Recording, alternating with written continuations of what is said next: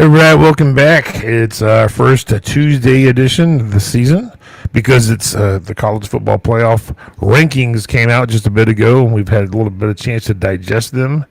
And I like what I see for the most part, and we're going to get into it real quickly. We are a W partner, so you see down there at w.gg, get in there, order something tasty stuff, get some swag, get some cool cup shakers. Put in FE Network to get 10% off your order and let us know what you think. Myself, Fletch, Randy's here as well. We're on Facebook and Twitter, and you know the rules. There are none. Give us a chat. Let's talk about these rankings. We're just getting into them as they came out a little bit ago. And right off the bat, Tennessee at 25, three-loss team, hanging on by a thread, so to speak, to their season from a standpoint of a CFP berth. And definitely got some work to do with the rest of this season. They've got, I'm going to click on them real quick. They got New Mexico State, then they got Florida and Vanderbilt. So depending on how other things go, it's, I guess, if you want to say mathematically possible or something like that, but highly unlikely we feel this year a three-loss team will get in. If there is one, I don't think it'll be them. No offense to Tennessee fans, nothing like that. But they hung on. I like seeing Pittsburgh got in there. They're 24. They're a two-loss team. Washington got in there as a two-loss team. Then you got Missouri, Michigan, and then Iowa, a couple of Big Ten teams. I like seeing Iowa in there. Iowa plays Oregon, and I also play USC. They play USC. So a couple big games on their sled to go the rest of this year, as well as USC plays Oregon. So Oregon's got some big games left. Oregon's way up at 9 right now. I think they kind of fit at 9. They got only one loss, but it's to Indiana, which is pounding everybody except Iowa. But they don't have big wins on their schedule. The best wins a 5-3 Northwestern team. So the resume's there, but they definitely got room to move up with what they got left on their schedule. USC and Oregon on their schedule as well. So Ohio State and Indiana and Texas M, Alabama and Georgia and Ole Miss. That's the top 6. No surprise to me there. And typically the top 3 probably could have been in any order. Doesn't really matter. I think Alabama over Georgia over Ole Miss makes perfect sense on who's won and lost those games. And then BYU sitting there as the Big 12 only undefeated team, and they're at number 7 representing the Big 12. Texas Tech is right behind them. And then, of course, you got Oregon. So Notre Dame's at number 10. Nice spot for them. Having only the 2 losses, and they were both close losses to 2 teams. That one is trending up at undefeated, and one is not trending, but Miami is holding on at 18. So Georgia Tech dropped down to 17 with 1 loss. Vanderbilt's still in there. Louisville, Virginia, Utah. I think everybody in there is teams that we've talked about much this season. What are your reactions to what you've seen so far? Well, I can't find it. Did you go to ESPN? Yeah, I'm looking at the rankings, and then it should say CFP, AP, and coaches poll. Tuesday, okay. All right, I got it. All right, cool. Now I finally got it to come up. Sweet. So, you can browse through that. When they were going from 25 down, when they got to BYU at 7, I literally said, well, I know what the next ones are. It's got to be Ole Miss, then Georgia, then Alabama, because of who's beat who out of those 3. And then the top 3 are defeated. I wasn't sure how they would be, and they kind of stuck with what the season's been looking like from an AP standpoint, which is Ohio State, Indiana, and Texas A&M. I would have had Indiana, Ohio State, Texas A&M, and it really doesn't matter at this point. They're all undefeated. They got different resumes. They play. 2 of them play in the same league. They don't play each other. If they do, it'll be the end of the year. A&M, looking nice too. They got a pretty good resume. So, all in all, I think it looks pretty decent. There's nobody that's left out that I think really should have been in there off the top of my head. Cincinnati with the second loss, I'm not surprised they're not there.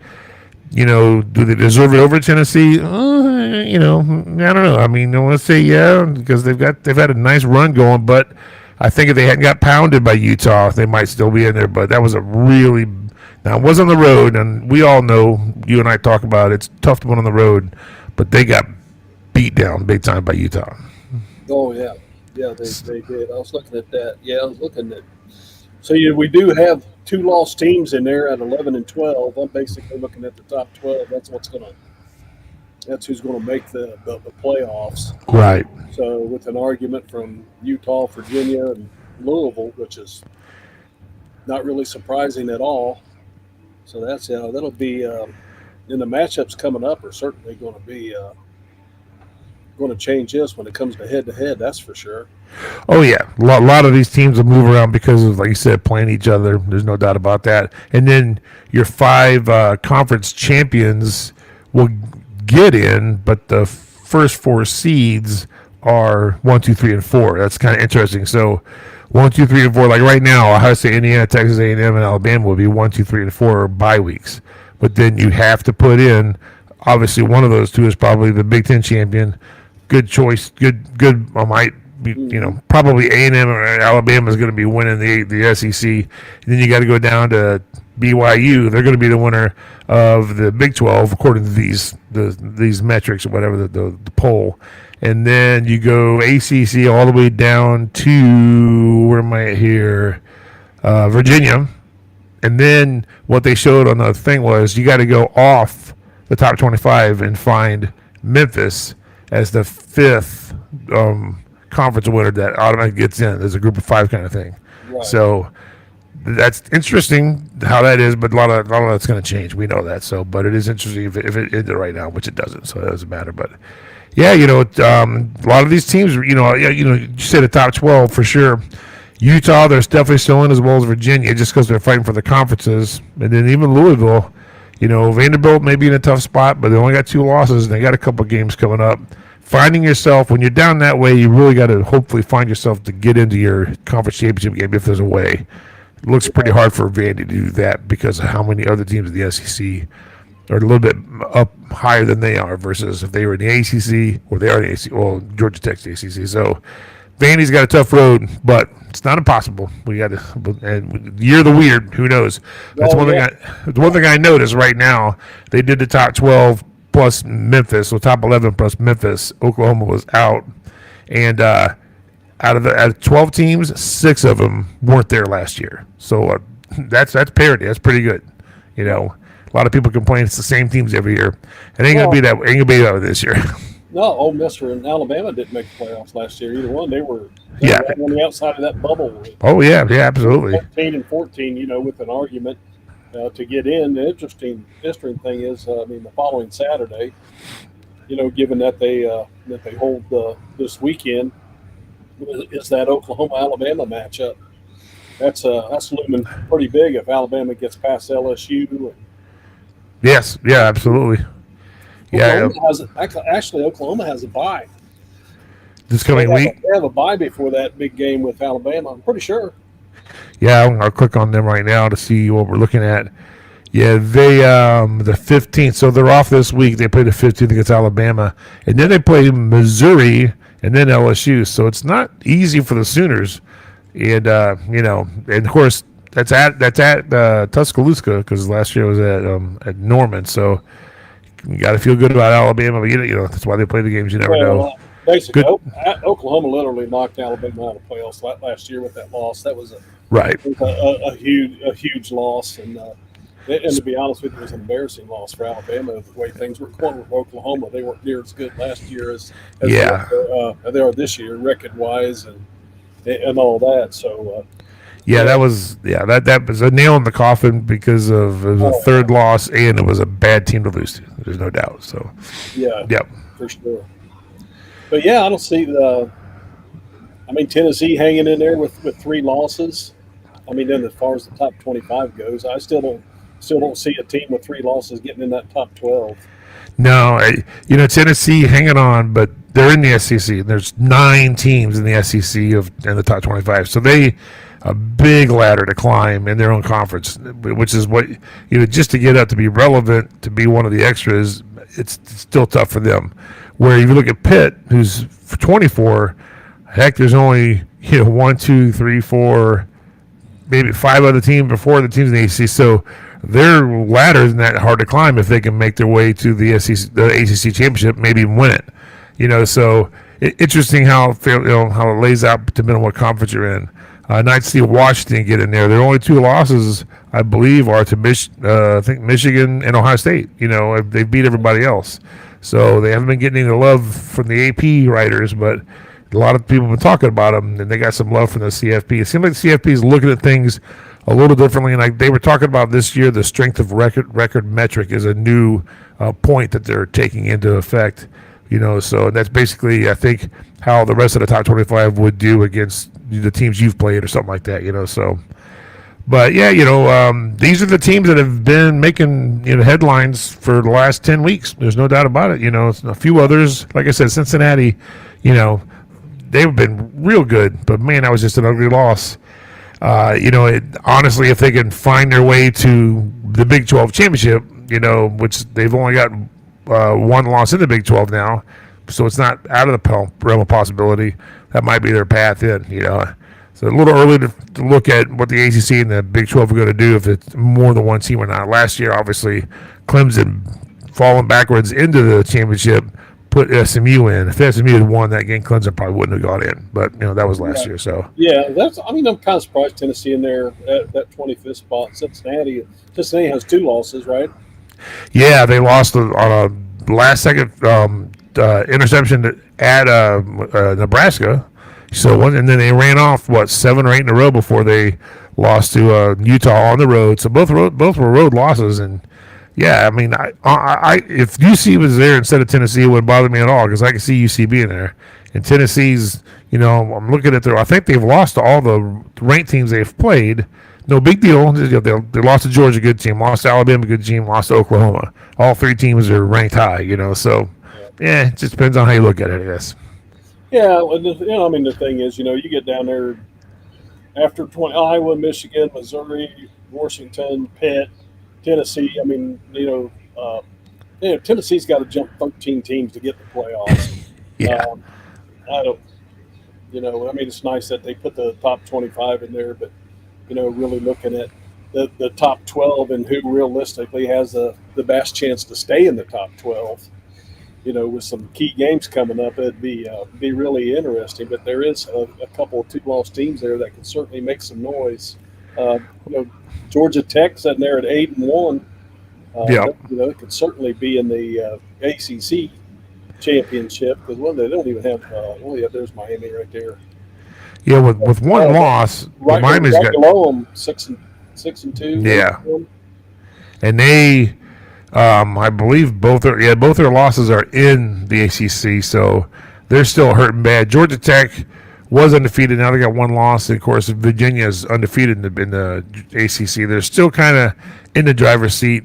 Pitt's going to play a little role because I think 1 or 2 of them teams play Pitt later. Ever since Pitt changed their quarterback, they haven't lost, and they're a much different team. They're scoring a lot of points. So it's almost like they found their messiah at quarterback or whatever. So.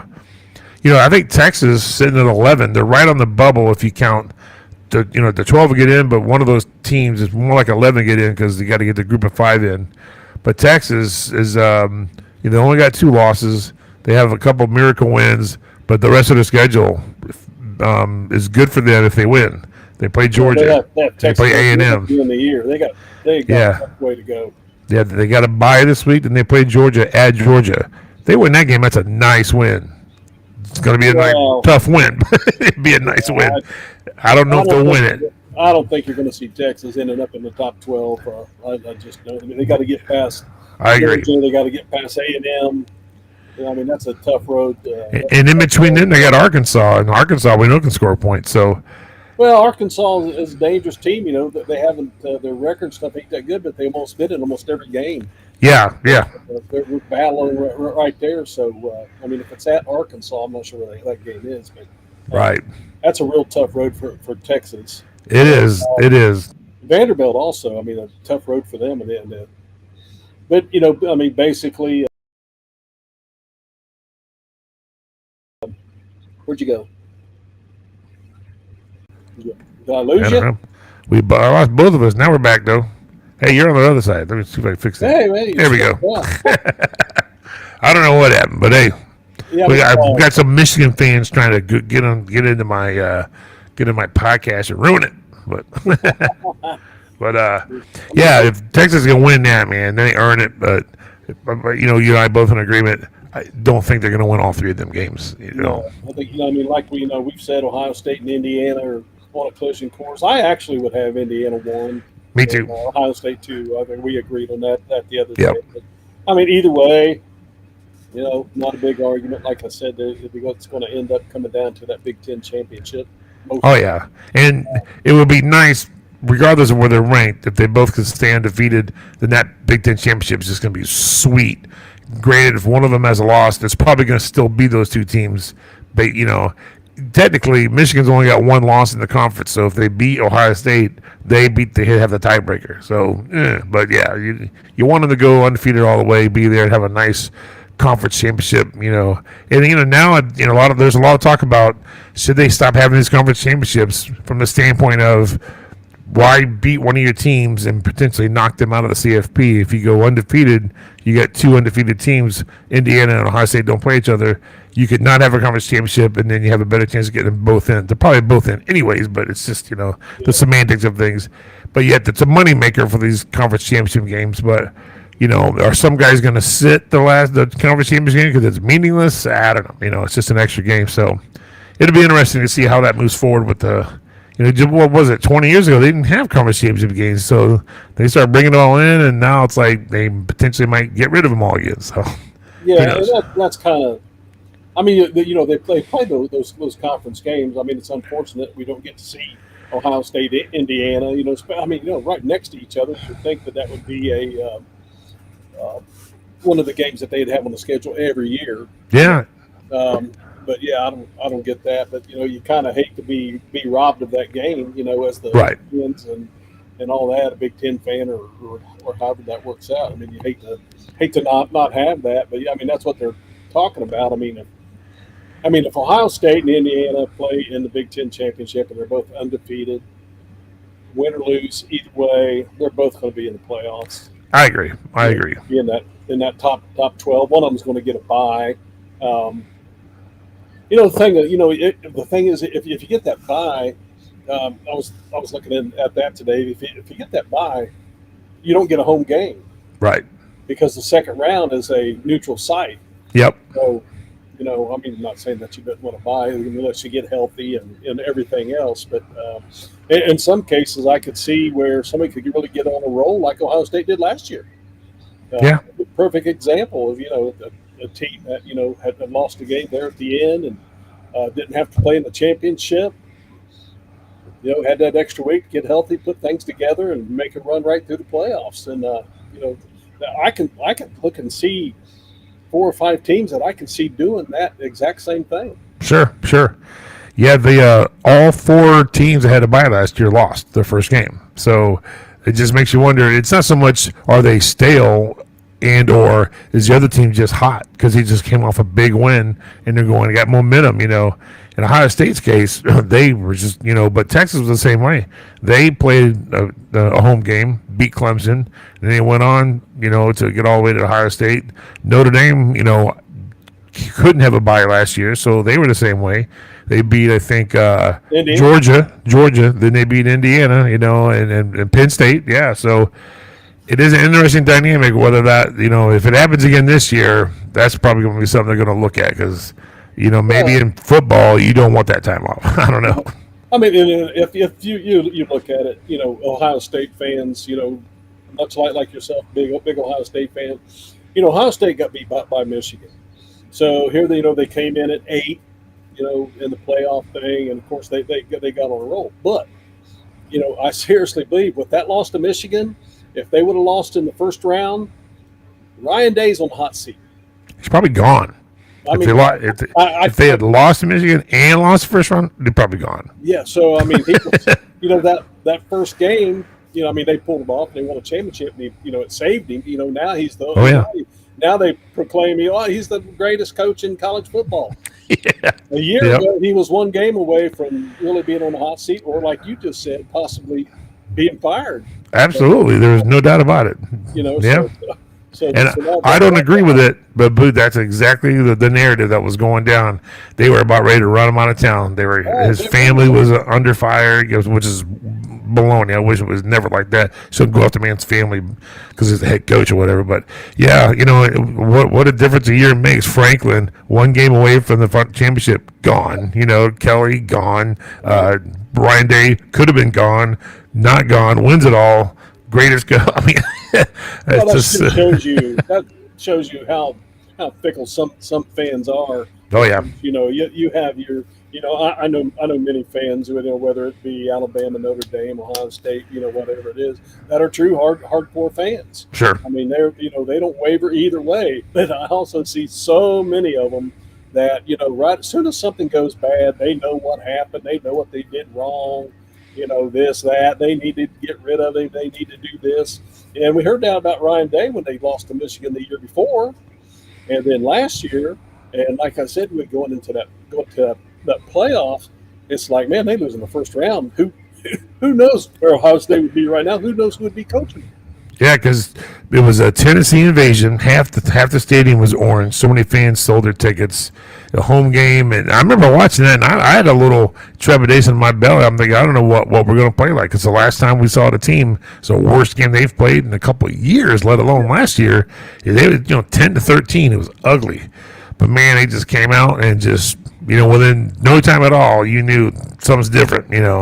And then you hear all the things about the meeting they had and all that. They rolled there. So yeah, it was just one of those things. And you and I both know, teams play bad. Things happen. It's how you react to that and move forward and all that, which matters. And I'm thinking about this year with Ryan Day. You look at the team. They won it all last year. They lost a ton of guys to the NFL, like a lot of great teams do. We've seen that. And yet here they are in it. You look at Michigan, when they won it all, a bunch of guys went to the NFL, and they were bad the next year, and they're mediocre this year. Yeah. So it's like, I think Ryan Day has done a really good job, even though it's been a number of years he's been trying to get to the pinnacle. But he's built a pretty nice team with nice depth. So when guys go, other guys come in and they look just good, as good as the other guys, and that's good moving forward. And that's how Kirby is, and that's how Saban was, and that's how Dabo was. But I think the game has changed him, and he needs to adjust and start using the portal. Everybody's using the portal. You just got to do it. If you don't do it, you're going to get beat not doing it. So yeah, I'm not quite ready to hand the torch to Ryan Day just yet. I mean, they had an incredible run at the end of the year last year. They have a favorable schedule. There's no question about that to get where they're at. Of course, they took care of business. They're undefeated. I think that's great. Until they get into the playoffs and see a challenge or the Big Ten championship, if that's the way it works out like everybody think it will, then I'll be a believer in Ohio State going into that championship, going into that first round of the playoffs. But until that happens, I'm not ready to hand over to Ryan Day and say, "Oh my I'm the greatest thing." No, I'm not saying it's the greatest thing. I just mean what I was speaking of was more of he's a good coach. Ohio State doesn't need to run him out of town, that kind of thing. Right. Where last year it certainly wasn't looking good, and it could have went south after that Michigan game. Oh, yep.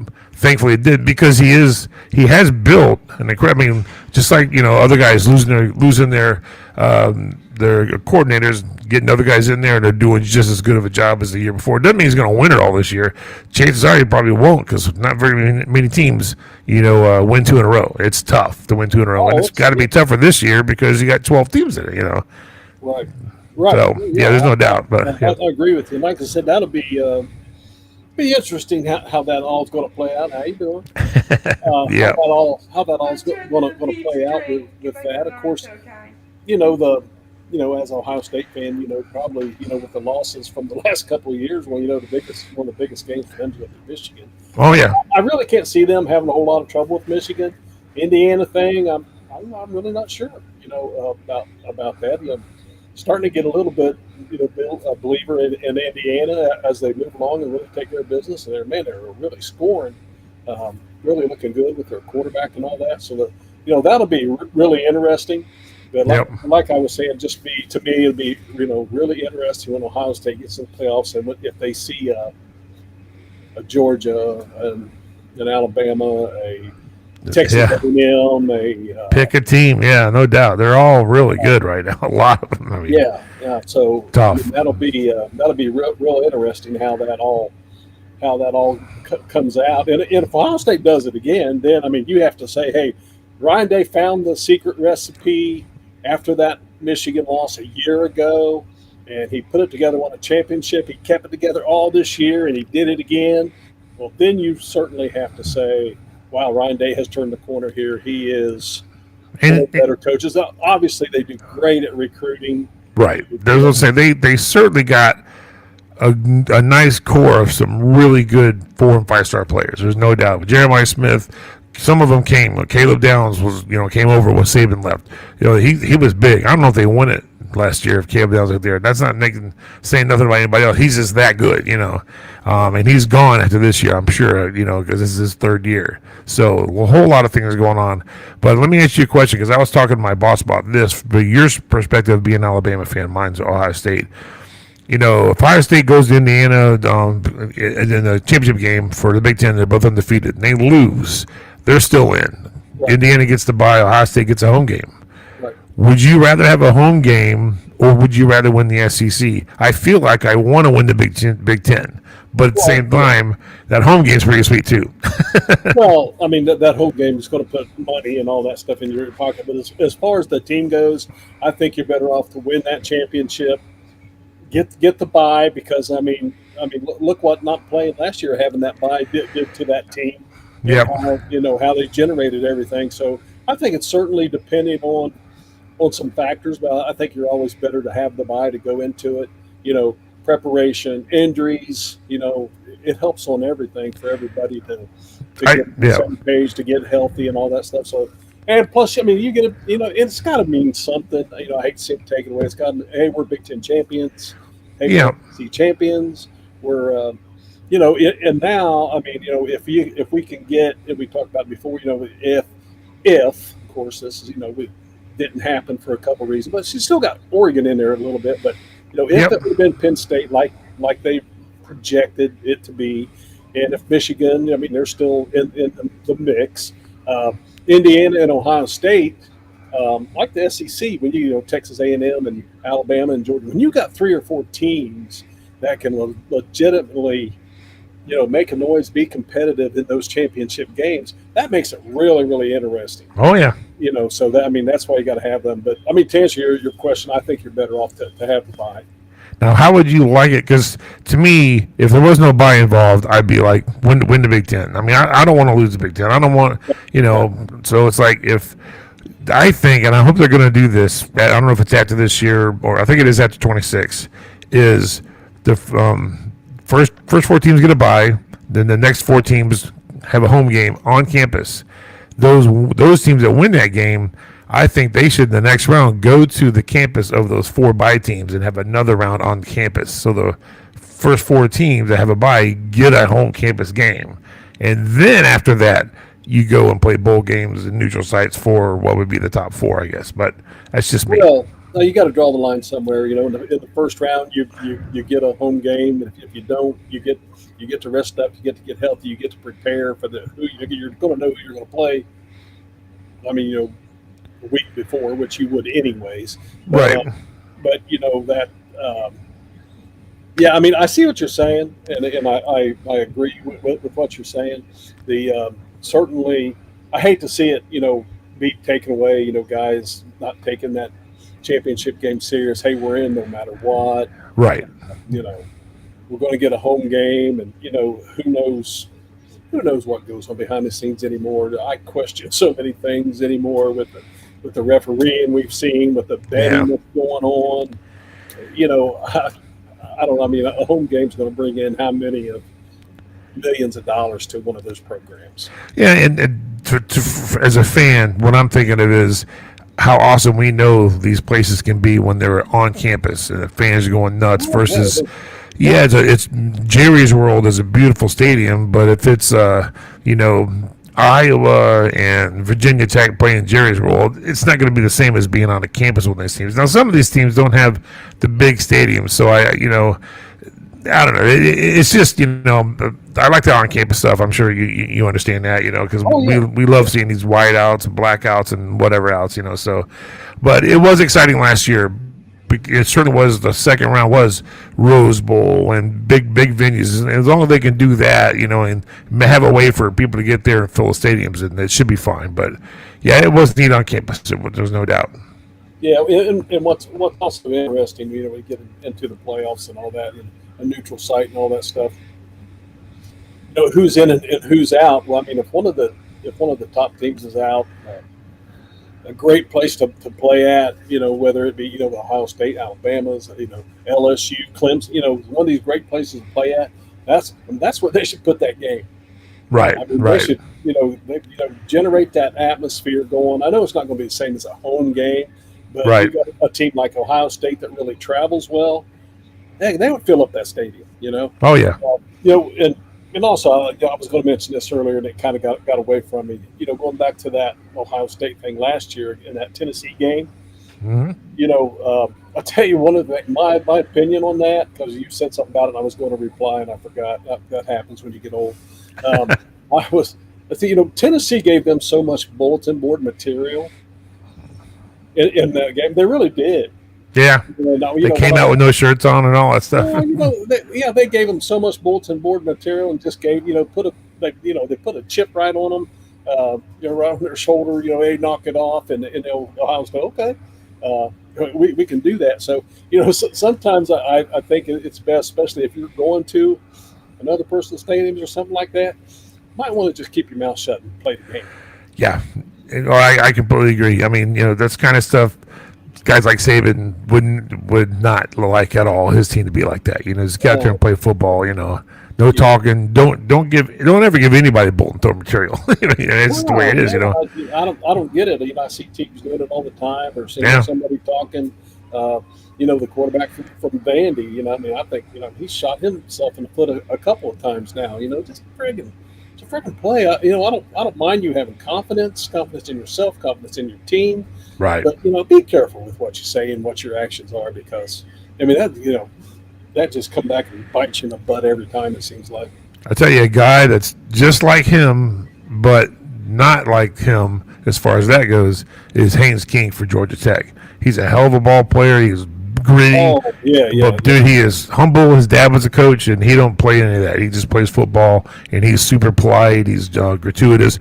He's what do you say? It's humble and gracious in defeat and humble in victory. Just play football. Right. Absolutely. And I got a lot of respect for Tez Johnson, who was on Oregon last year after Ohio State beat him. He hung around to shake Will Howard's hand and said nice things to him after the game. He wasn't all he's a good guy. Now he's down in Tampa Bay with Ibuka, who was on Ohio State, and they're lighting it up with the Oklahoma Sooner, whatever that guy's name is, played at Cleveland, Baker Mayfield. So, yeah, a classy guy. You like to see classy ball players, no doubt. Well, with the way things are going for Ohio State, every Ohio State fan needs to be thinking Alabama. Thank you, Alabama. Thanks Nick Saban for walking away and giving us Julian Sand and Caleb Downs. Oh yeah. Who now are, we know one of the best defensive players, but now arguably one of the best offensive players in college football. So you're welcome. He could be. There's no doubt. I was thinking about this a little ways to go, but just the trajectory he's on, he could be the best quarterback that's ever played at Ohio State when it comes to, especially the modern style. About years ago, it was 3 yards in a cloud of dust, hardly ever threw the ball.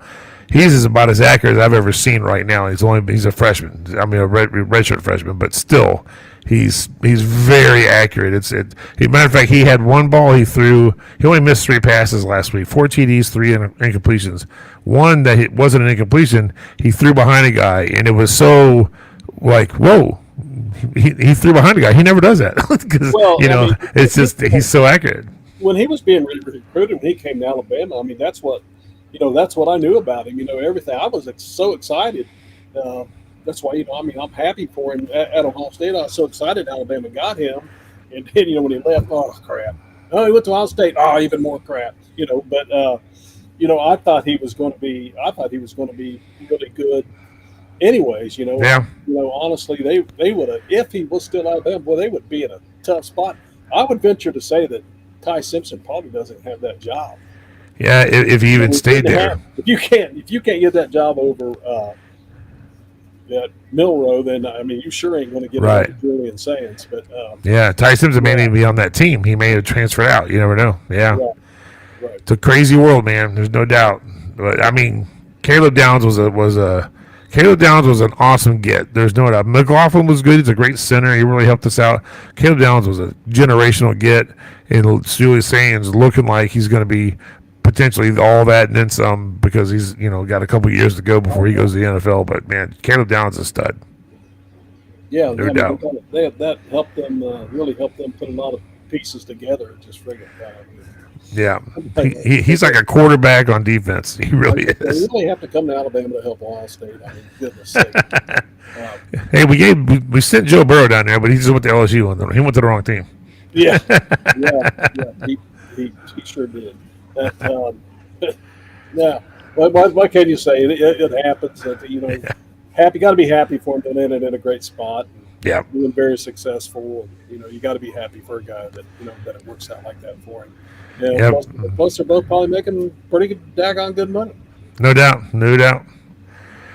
We got some good games to look forward to this coming week for sure. We're Iowa and Oregon at Iowa. That's going to be a nice one. I mean, we'll get on those on Saturday morning and figure it all out. No doubt.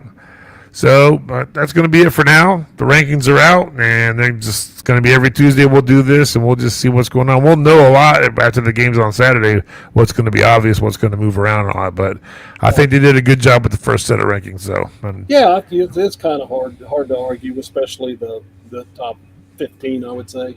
Right. Yeah. All right. Well, we'll call it a night and enjoy the week, and we will certainly pick us up on Saturday morning or right here in the corner. Randy and Fletch, we're right here on YouTube and Facebook. Check us out, and we will see all you guys on Saturday.